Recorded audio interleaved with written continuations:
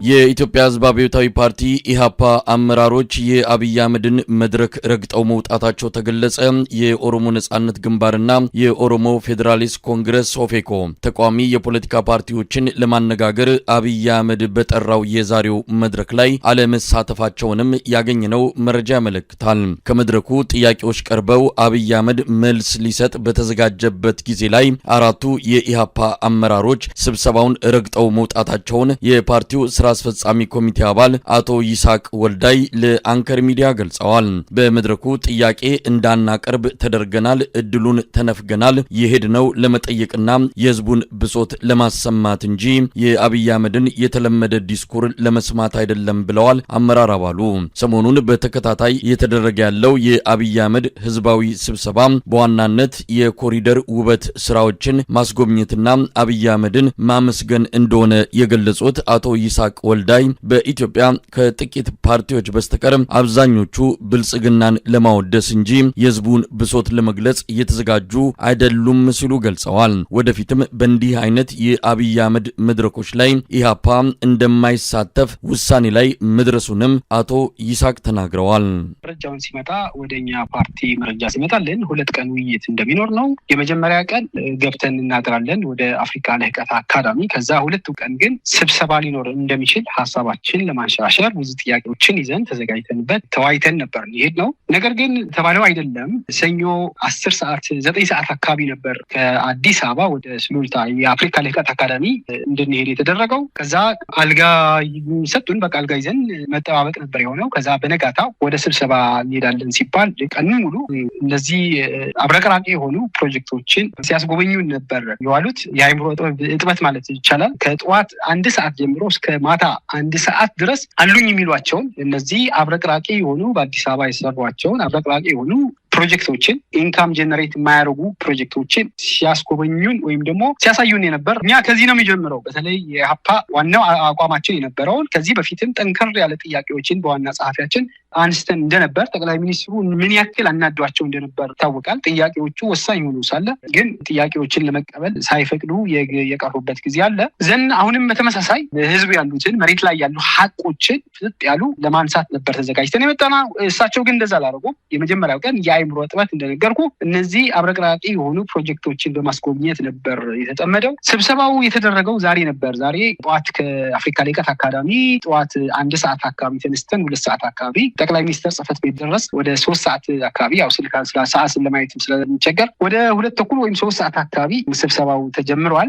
ምናልባት ይሳቅ እዚህ ላይ እንደው ወደ ስብሰባው ከማምራት በፊት እንግዲህ ተቃዋሚ ፓርቲዎች ናችሁ፣ ገዢ ፓርቲ ነው። እንዲህ አይነት መርሃ ግብር ውስጥ እንዴት ፈቅዳችሁ ጉብኝቱንም ሆነ አዳሩንም ሆነ እንደነዚህ አይነት ነገሮች ማባበያዎች፣ የተለያዩ ስሜቶች እንዲፈጠሩባቸው የሚያደርጉ መሆናቸውን እያወቃችሁ እንደ አንድ ተቃዋሚ በስብሰባው ላይ ብቻ ለመገኘት ፈቃደኛ መሆን አንድ ነገር ነው። ግን እነዚህ ሁሉ ሂደቶች ውስጥ ለመሳተፍ ለምን ፈለጋችሁ? ምን አይነት የፓርቲ ስነ ስርዓት ነው በዚህ ደረጃ ከገዢ ፓርቲ ጋር በእንደዚህ አይነት መርሃ ግብሮች ላይ መሳተፍ? መልካም።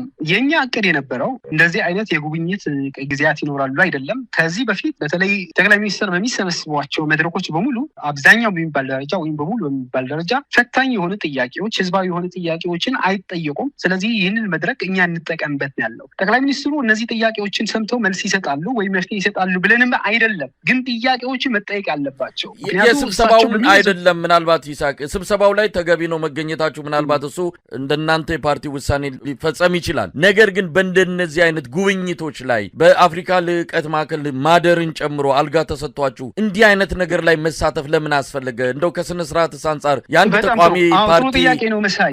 የኛ ጥያቄ የኛ የባዘው የመጀመሪያ ሐሳባችን የነበረው ስብሰባውን ጭምር አፍሪካ ልህቀት አካዳሚ ይካሄዳል የሚል መረጃ ነበር የምናውቀው። ጠቅላይ ሚኒስትሩም እዛ ይመጣሉ ማለት ነው እንጂ ጠቅላይ ሚኒስትር ጽህፈት ቤት የሚካሄድ ስብሰባ አለ የሚል መረጃ ይዘን አይደለም የሄድነው። ስብሰባ የሚካሄደው ቀደም ብዬ እንደነገርኩ ለ2 ቀናት ይሆናል የሚል ነበር መረጃ የነበረን። 2 ቀናቶቹም ጭምር እዛ አፍሪካ ልህቀት አካዳሚ ይካሄዳል የሚል ነበር መረጃ የነበረን። ዘንድ ይህንን እንጠቀምበት በሚል ነው እንጂ እንደ ኢሃፓ በተለይ በእነዚህ ፕሮጀክቶች ማለት የጠቅላይ ሚኒስትሩ ፕሮጀክቶች አብረቅራቂ ፕሮጀክቶች እንደ ኢሃፓ ፊት ለፊት ወጥተን የተጋፈጥንበት ህዝብ ተኮር አለመሆናቸው፣ ለህዝብ ምንም እንደማይጠቅሙ፣ ኢንካም ጀነሬት እንደማያደርጉ፣ ይልቁንም በዚህ በዚህ ምክንያት ብዙ ዜጎች ተፈናቅለው ብዙ ህይወቶችን የተመሰቃቀለበት ሁኔታ እንዳለ ስንገልጽ ነው የመጣለው። እኛ አፍሪካ ልህቀት አካዳሚ ስንሄድ እንደ አንድ መሰብሰቢያ ቦታ አድርገን ነበር አስበን ሄድ ነው። ከሄድን በኋላ ነው ነገሮችን በሙሉ የተቀየሩት። ዘንድ ምን ማድረግ አለብን፣ እንደዛ ከሆነ ዘንዳ ምን ማድረግ አለብን ነበር ወደሚለው ውሳኔ ሄድ ነው። ዘንድ አብዛኛው እኛ በማይጎዳ እኛን በሚመጥን መልኩ ነገሮችን ለማስኬድ ሞከር። እዛ አፍሪካ ልህቀት አካዳሚ ቁጭ ማለት አይቻልም። ዘን አንድ ይመተናል። ስለዚህ በሚኖረው ስብሰባ በጉብኝቱ ላይ እኛ አክቲቭ ጎብኚ አልነበርንም። ከመኪና አንወርድም። ዋናው ጉዳያችን የስብሰባው ነበር። ስለዚህ አንድ ቀኗን እኛ ባለመጎብኘት ወይም ደግሞ ተቃውማችን በመኪና ውስጥ በመቀመጥ አብዛኛውን ቦታዎችን አሳልፈናል ማለት ነው። ዋናው ጉዳይ ግን የዛሬውን ነው መሳይ። በተለይ በዛሬ ቀን በጠዋት ጀምሮ የነበረውን ነው ወሳኝ የሚሆነው። ወዲያው ቀጥታ ወደ ጥያቄና መልስ ወደ የፖለቲካ ፓርቲዎች ነው። ሁሉም የሀገራዊና ክልላዊ ፖለቲካ ድርጅት መሪዎች ናቸው፣ የፊት አመራሮች ናቸው። ዘንድ ቀጥታ ወደ ጥያቄና መልስ ነበር የገቡት። ብዙም ጊዜ አልፈጁም። አራት የኢሃፓ ስራ አስፈጻሚ አባላት ነው የተገኘ ነው። የሊቀመንበሩ ተገኝተዋል፣ ምክትል ሊቀመንበሩም ተገኝተዋል፣ ዋና ጸሐፊ እና እኔ ነው የተገኘ ነው። በተለያየ ቦታ ተቀመጥ ድል ማግኘት ስላለብን ጥያቄዎቻችንን ማቅረብ ስላለብን ህዝባዊ የሆኑ ጥያቄዎችን ካረንት የሆኑ መሬት ላይ ያሉ ሀቆችን ጠንከር ባሉ ቋንቋዎች ማለት ነው። ለምሳሌ በኦሮሚያና በአማራ ክልል እየተደረጉ ያሉ ዘረፈጅ የሆኑ ደም አፋሳሽ ጦርነቶችን እንዲቀጥሉ መንግስት ፍላጎት አለው የሚል መልእክት ያለው ምክክር ኮሚሽኑም እርስዎ የሚሉት ምክክር ኮሚሽኑም የብልጽግና ምክክር ኮሚሽን እንጂ ምክክር ኮሚሽን የሚባል የለም። ይሄ ምክክር ኮሚሽን ፈርሶ በጦር ወይም ነፍጥ አንግበው የሚዋጉ አካላቶችም ጭምር የሚካተቱበት አዲስ ምክክር ኮሚሽንም ማቋቋም አለባቸው የሚሉትን በተለይ ደግሞ አሁን የኑሮ ውድነቱን እያጠቃ ያለውን ማህበረሰብ በሚመለከትም የዚህም ዋናው ምንጭ የእርሶ መንግስት ነው የሚል መንፈስ ያለው በፖለቲካ አመለካከታቸውን የታሰሩ ፖለቲከኞች፣ ማህበራዊ ሚዲያ አንቂዎች፣ ጋዜጠኞችን በአስቸኳይ ይፈቱ የሚል ያለበትን እና ሌሎች ጥያቄዎችን ነበር ይዘን ይሄድ ነው መሳይ። ነገር ግን በመድረኩ እኛ በተለያየ ቦታ ሆነን እጅ ስናወጣ እድል ሊሰጠን አልቻለም። ያለ ፍቃድ ደግሞ ማውራት አይቻልም የሚል ማስጠንቀቂያም ተሰጥተው ስለነበር ልናወራም አልተፈቀደልንም፣ አላወራንም። ከ20 ሰዎች በላይ እድል አግኝተዋል። ከ20ዎቹ እኛ የለንም። የቀረቡ ጥያቄው እኛ የለንም ግን አይደለም። በሌሎች እንኳን ጥያቄዎቻችን በእኛ ጠንከር ባለ ቋንቋ ቢገለጹ ኖሮ ችግር የለውም። የሚፈለገው ጥያቄ ነው፣ ማዳመጥ እንችል ነበር። ነገር ግን አብዛኞቹ መወድሳዊ አይነት ጥያቄዎችን ከመወድስ ነው የሚጀምሩ። ጠቅላይ ሚኒስትሩ ያለሙት ልማት ተብለው የሚጀምሩ ከዛ ደግሞ ሌሎች ጥያቄዎች ደግሞ የህዝብ የሚመስሉ ግን በገደምዳሜ ለስለስ ያሉ የአብይን ችሮታ የሚጠይቁ መፍትሄን ከአብይ የሚጠይቁ ናቸው። አብዛኞቹ መፍትሄ በቃ አምጡልን አይነት መንፈስ ያላቸው ጥያቄዎች ናቸው። ዘንድ እስከ መጨረሻ ድረስ ጥያቄ በቃን እስኪሉ ድረስ እኛ እየሞከርን ነበር። እድል እንዲሰጡን አልሰጡንም። መጨረሻ ላይ ወደ መልስ ለመግባት በሚሞክሩበት ሰዓት ገና መልስ መስጠት ሳይጀምሩ ወደ መልስ ሊጀምሩ ሲሉ እኛ አራታችንን መድረኩ ረግጠን ወጣን። ልክ መድረኩ ረግጠን እንደወጣን የጠቅላይ ሚኒስትሩ የፕሮቶኮል ኃላፊዋ ወይዘሮ አለም ፀሐይ ተከትለውን መጡ። እንዴት አንድ የሀገር ጠቅላይ ሚኒስተር ማጠቃላይ ሀሳብ ወይም የጥያቄዎችን መልስ በሚሰጡበት ጊዜ እናንተ ረግጣችሁ ትወጣላችሁ፣ ይሄ አይደረግም አሉን። ትንሽ ቆጣ በማለት ዘንኛም መልሳችን በግልጽ አድርገን የተናገርን። እዚህ መድረክ ላይ የቀረቡ ሀሳቦች ፓርቲያችንን እንታገልሃለን የሚለው ህዝብም የማይወክሉ ናቸው። እሱ ብቻ አይደለም፣ በተደጋጋሚ እጃችን አውጥተን ሀሳባችን፣ ጥያቄዎቻችን ልናነሳ ስንሞክር እድል ልናገኝ አልቻልንም። ስለዚህ አሁን ለተጠየቁት ጥያቄዎችን በጠቅላዩ የሚሰጡ ማብራሪያም ይሁኑ መልሶችን ለመስማት ሞራልም ፍላጎትንም የለንም። ምክንያቱም ተገቢ ጥያቄ ስላልተጠየቁ ስለዚህ አንፈልግም። ለዛ ነው ረግጠን የወጣ ነው። ይሄ ደግሞ መብታችን ነው በሚል ነገር ናቸው መልሰው ጠየቁን። ስለዚህ ጠቅላዩ የሚሰጡን ማብራሪያና አጠቃላይ ሀሳብ አንሳተፍም፣ አንፈልግም እያላችሁ ነው አለችን። አዎ ትክክል ነሽ ብለን በዚህ መልኩ ተለያይተን ግቢውን ለቀን ወጣን። ሌሎቹ ተመልሰው ወደ እንትን ይሄዳሉ፣ ወደ አፍሪካ ልህቀት አካዳሚ። ነገ ጠዋት ነው አብዛኛው የሚወጣው። እንግዲህ ይስሐቅ በጣም አስገራሚ ነው። ምናልባት ይህንን እርምጃ ስትወስዱ፣ ይህንን ውሳኔ ስትፈጽሙ ተነጋግራችሁ ነው? እንግዲህ በተለያየ ቦታ ነው ተቀምጠን የነበር ነው የኢሃፓ አመራሮች የሚል ነገር ጠቅሰልኛልና ተነጋግራችሁ ነበር አስቀድማችሁ ወይስ እንዴት ይሄንን ልታደርጉ ቻላችሁ? መልካም ልክ በጣም መሳይ። እኛ ቾይስ ቢ ቾይስ ኤ ይሄ ቢሆን ብለን ማታውን ጭምር ነበር የተመካከርነው ሊያደርጉት የሚችሉትን። ለምሳሌ በጋራ ምክር ቤቱ ለወይዘሮ አዳነች አቤቤ ሽልማት የሸለሙበት አይነት ሂደቶች እዚህም ሊያጋጥመን ይችላል የሚል ሐሳቤ ነበር። እሱ ቢያጋጥም ምን እናድርግ የሚልም ተመካክረን አይ እድል ካልተሰጠንስ ምን እናድርግ የሚለው አስቀድመን ተመካክረን ስለነበር ልክ ወደ መልስ ሲገባ እስከ መጨረሻ ድረስ እድል ከሰጡን እንጠብቃለን፣ ጥያቄዎችን ጨርሰናል ካሉ ግን መድረኩን ረግጠን እንወጣለን የሚል ቀድመን የተነጋገርነው ከትናንትና ማታ ጀምረን ተነጋግረንበት ነው የገባነው። ስንመካከር ነበር ያው ሳንለያይ ስለነበር ማለት ነው። እንግዲህ በጣም አስገራሚ ነው። በተከታታይ የተለያዩ የህብረተሰብ ክፍሎችን የጋበዘ እንዲህ አይነት ህዝባዊ መድረኮችን የዕለቱ እያከናወነ ይገኛል። አንዳችም ለህዝብ የሚጠቅም ነገር እንደሌለው ነው ብዙዎች እየተረዳን ያለ ነው። እንደ ጸበል ጻዲቅ ድግስ እየደገሰ ከተለያዩ የህብረተሰብ ክፍሎች ሰዎችን እየጠራ ጸበል ቅመሱ አይነት ከዛ ምስጋናና ውዳሴ እየሰማ የሚሄድበት መድረክ እንጂ ሆነው የኢትዮጵያን ችግር የሚፈታ ችግሩንም ሰምቶ ትክክለኛ መፍትሄ ለመስጠት እንኳን ፍላጎትና ፈቃደኛነት የሚታይበት እንዳልሆነ በተደጋጋሚ አይተናል። ምናልባት ለምን ተሳተፋችሁ የሚለው ጥያቄን በድጋሚ አላነሳም፣ ግን ምን የረባ ነገር አለው በመሳተፋችሁ ውስጥ? ጥያቄያችሁን ብታነሱስ ምን የሚገኝ ነው ለህዝብ የሚገኝ ጥቅም አለ ብላችሁ ነው አስቀድማችሁም የገባችሁ? በጣም ጥሩ። አሁን እኛ ዋናው የገባነው ጠቅላይ ሚኒስትሩ መንግስቱ የማገዛዙ የሚፈታው ችግር እንደሌለ እናውቃለን። የችግሩ ጠማቂ ሆኖ ሳለ የመፍትሄ አካል እንዳልሆነም እናውቃለን። ስጀምርም ስንገባም የኛ ጥያቄ የጥያቄያችን መንፈስም ሊሆን የሚችለውን የችግሩ ምንጮች እናንተ ናችሁ፣ ጦርነት እንዲቀጥል ይፈልጋላችሁ፣ በጦርነት ስልጣን ማስቀጠል የሚፈልግ መንግስት ነው ያለው። እሳቸውን በየሚዲያው የሚናገሩትን ፊት ለፊት እኛ በመናገር የምናመጣው እንኳን መፍትሄ ባይኖር ግን መቃወም እንዴት እንደሆነ ግን ማሳየት እንችላለን ነው። ሁሉም አንድ ሞል በተለይ የፖለቲካ ፓርቲዎችን በማዳከም የተሳካላቸው ናቸው ተብሎ ይታሰባል።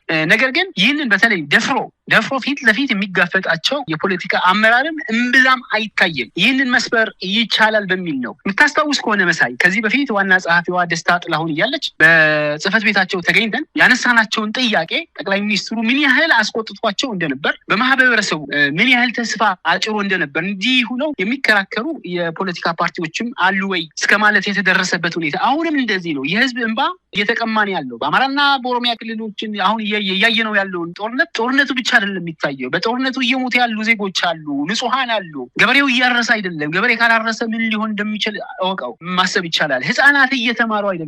ላለፉት አመታት ከትምህርት ገበታ ርቀው ነው ያሉት። ዘመን አይነት ትውልድ ነው ሊሆን የሚችለው። በዚህ እንባ አለ፣ የህዝብ እንባ። እንዲህና ሌሎች ጥያቄዎችን የያዙ የመላ ሀገሪቱ እንባዎች አሉ። ህዝቡ እንባው እንኳን በግልጽ ማሰማት የሚችልበትን መድረክ የለም። ዘንድ ይህንን እንባ ለማሰማት ነበር እኛ መድረኩን እንጠቀምበት የፈለግነው። አልተሳካልም እንጂ ቢሳካልን ኑሮ ግን መፍትሄ እንኳን ባናመጣ፣ ምክንያቱም የችግሩ አካላቶች ናቸው መድረኩ የሚመሩት። ነገር ግን የህዝብ እንባ ግን በአደባባይ ማውጣት የምንችልበትን እድል ግን እንጠቀምበት ነበር፣ በሜዳቸውን እንጠቀምበት በሚል እንጂ መፍትሄ ሊያመጡ እንደማይችሉማ አሁንም አምነን የመጣ ነው። አንድ ነገር ግን ማሳወቅ እፈልጋለሁ። ከዚህ በኋላ እንትንም 4 የስራ አስፈጻሚ ነው የተገኘ ነው። ከዚህ በኋላ በእንዲህ አይነት በተለይ ጠቅላይ ሚኒስትሩ ምክንያቱም ብዙ ተምረንበታል፣ ብዙ ሂደንበታል። ከዚህ በኋላ ጠቅላይ ሚኒስትሩ የሚያዘጋጃቸው ማንኛው አይነት ፓኬጆችን ላለመሳተፍ ወስነን እዛ መድረክ ተነጋግረን የመጣ ነው ለማለትም ወዳለሁ። እንግዲህ ይስሐቅ በእርግጥ ይገባናል። አሁን ካለው ሁኔታ አንጻር ፓርቲዎች አጋጣሚዎችን በመጠቀም የህዝብን ብሶት ለማሰማት ያለውን አጠቃላይ ሀገሪቱን የህልውና አደጋ ላይ የገባችበት ሁኔታ ለጠቅላይ ሚኒስትሩ ለአብይ አህመድ ለመግለጽ አይነተኛ አጋጣሚ እንደሚሆን ይታመናል። ነገር ግን እንዲህ አይነቱ መድረክ በተለይም ደግሞ እሱ መድረክ ላይ ሆኖ እናንተን ቁልቁል እያየ የሚናገርበት ጥያቄዎችን ሰብስቦ በኋላ እንደፈለገው ተናግሮ በሱ ንግግር የሚዘጋባቸው ተመሳሳይ መድረኮች ምን ፋይዳ አላቸው? የእኩያሞች ናቸው። ያው ስልጣን ስለያዘ ገዢ ፓርቲ ስለሆነ እንጂ በፖለቲካ ፓርቲ በምርጫ ቦርድ እኩል ህልውና ያላችሁ እንደሆነ ይታወቃል። እኩያሞች አይነት ውይይት መደረግ ሲገባው እሱ ከላይ ሆኖ እናንተን ከታች እየተመለከተ የሚደረግ በጣም አካሄዱ ስነ ስርዓቱ በራሱ ተገቢ የሆነ አይደለም። እንዲህ አይነት ላይ አስቀድሞ የስብሰባው ፕሮቶኮል የስብሰባው ስነ ስርዓት አካሄድ እዚህ ላይ ጭምር እናንተ ተወያይታችሁ በዚህ ጉዳይ ላይም የራሳችሁን አቋም ገልጻችሁ አካሄዱ ተለየ ሁኔታ መደረግ አለበት የሚል ውሳኔ ነው እንግዲህ ከእናንተ ይጠበቃል ብዬ የማምነው። ነገር ግን ያም አልሆነም። ለማንኛውም ዛሬ ረግጣችሁ ወጥታችኋል። ምን ሆነ ከዛ በኋላ? በደህንነት ወይም በሌላ በአገዛዙ ሰዎች የደረሰባችሁ ተጽዕኖ አለ? ምን እየተባለ ነው ያለ? በሚገርም ሁኔታ መሳይ ያው እንደነገርኩህ በቃ የፕሮቶኮሉ ኃላፊ ወይዘሮ አለም ፀሐይ ለምን ወጣችሁ የሚለውን ከመናገር ውጪ ከዛ በኋላ ያው ኦልሬዲ ሰዓቱን ከዚህ በኋላ ምን ሊያጋጥመን እንደሚችል አልናቅም። ገና ስብሰባው ማለት መልስ ታውቃለህ፣ የጠቅላይ ሚኒስትር ጥያቄዎችን ይቀበላሉ። 2 ሰዓት 3 ሰዓት ብቻቸው ናቸው የሚያወሩት። ዘንኛ ገና ጥያቄ መመለስ ሳይጀምሩ ነው የወጣ ነው። ኦልሞስት ከዛ የወጣ ነው 5 ሰዓት ሳይሞላ ነው። 5 ሰዓት አካባቢ አይሞላም። 5 ሰዓት በእርግጠኝነት 5 ሰዓት ሳይሞላ ነው የወጣ ነው። ወጥተን ወደ የስፍራዎቻችን ሄደናል። ከዚህ በኋላ ምን ሊያጋጥመን እንደሚችል አናውቅም። ነገር ነገር ግን ቅርብ ሰዓት ስለሆነ እስካሁን ያጋጠመን የለም። ያው የደህንነቱና የክትትሉ ግን ያው አይደለም ዛሬ ሁሌም የነበረ ስለሆነ ምንም አዲስ ነገር አይደለም የሚል ነው። በእርግጥ መሳይ እነዚህ ጥያቄዎችን ስንጠይቅ ለመሰደብም ጭምር ምክንያቱም እዛ መድረክ ፊት ለፊትም ሊዘልፉን እንደሚችሉ አስበንበት ነው የገባ ነው። ያደርጉታል ብዙ ጊዜ በተለይ በኢህአፓ ላይ ያደርጉታል። ከዛ በኋላ እዛ መድረክ ላይ እኛ ከወጣን በኋላ ምን ተነገረ የሚለውን መረጃ የለንም። መረጃ ያው ሊኖረን ስለሚችል ሲኖረን ለማካፈል ይሆናል ማለት ነው። እንደው በአጠቃላይ በጥያቄዎቹ በሌሎቹ የተቋሚ እንበላቸው እንግዲህ አብይ አህመድን በማወደስ ባለፈው አዳነች አቤቤን ሽልማት የሰጡበት ሁኔታ በጣም አሳፋሪ ነው። በኢትዮጵያ የፖለቲካ ፓርቲዎች ታሪክ እንደዚህ ዘመን አሳፋሪ የፖለቲካ ሰዎች የፖለቲካ ፓርቲዎች ተፈጥሮ የሚያውቁም አይመስልም። በዋት ዘመን ብዙዎችን አይተናል። በዚህ ደረጃ ግን መርህ የሌላቸው እውነት ለመናገር ለምን የፖለቲካ ፓርቲ መሰረትን ብለው ራሳቸውን እንኳን ጠይቀው ምላሽ ማግኘት እንኳን የማይችሉ ከዛ አካባቢ ገለል በማለት የኢትዮጵያን ሕዝብ ቢተባበሩ ጥሩ ነው ተብሎ አስተያየት የሚሰጣቸው ሰዎች ናቸው የተሰባሰቡት። ያሳፍራል። ግን ምንድነው እንደው የታዘብከው? በአጠቃላይ እናንተ ያፓ በእርግጥ ሌሎችም አሉ የተወሰናችሁ ከህዝብ ጎን ይሆናልችሁ በመግለጫም ቢሆን የህዝብን የልብ ትርታ የተከታተላችሁ ድምጹን የምታሰሙ አላችሁ። በጣም ጥቂቶች ናቸው። ብዙ ከእናንተ ቢጠበቅም ግን ባለው ሁኔታ የእናንተ የተወሰነ ተስፋ የሚሰጥ ነገር አለው። ሌሎቹ ሳው ምን ማለት ይቻላል? እንደ አንድ ፖለቲከኛ እንደ አንድ የፖለቲካ ፓርቲ አመራር ምን ታዝበሃል? በጣም ጥሩ። እኔ በጣም የታዘብኩት መሳይ ገና ከጉብኝቱ ነው የምንጎበኛቸው። እስከ ጫካ ፕሮጀክት በተወሰነ መልኩ ነው ወደ ጉብኝት የተካሄደው። አብዛኛው በምንጎበኛቸው ጉብኝት የእውነት ይሄ ነው ፖለቲከኛ ሀገር የሚመራው ፖለቲካ ይሄ ነው ወይ ፖለቲከኛ? በፕሮጀክቶቹ ተደንቆ ሰልፊ ፎቶግራፍ ሲነሳ ፕሮጀክቶቹ በቃ የእርካታ ጥግ ደርሶ ስታይ እነዚህ ናቸው ወይ ፖለቲከኞች ትላለ። ምክንያቱም እዛ ሆኖ የሚያወሩትን ሰማለና የእውነት እነዚህ ናቸው ፖለቲከኞች ሀገር ነገር ሊረከቡ የሚችሉት? አይ እሱ ብቻ አይደለም እንዲያው የታዘብኩት እውነትም ነው አብይ የኢትዮጵያ ፖለቲካ ፓርቲዎችን በሙሉ ይንቃቸዋል የሚል ሀሳብ ነው ያለኝ።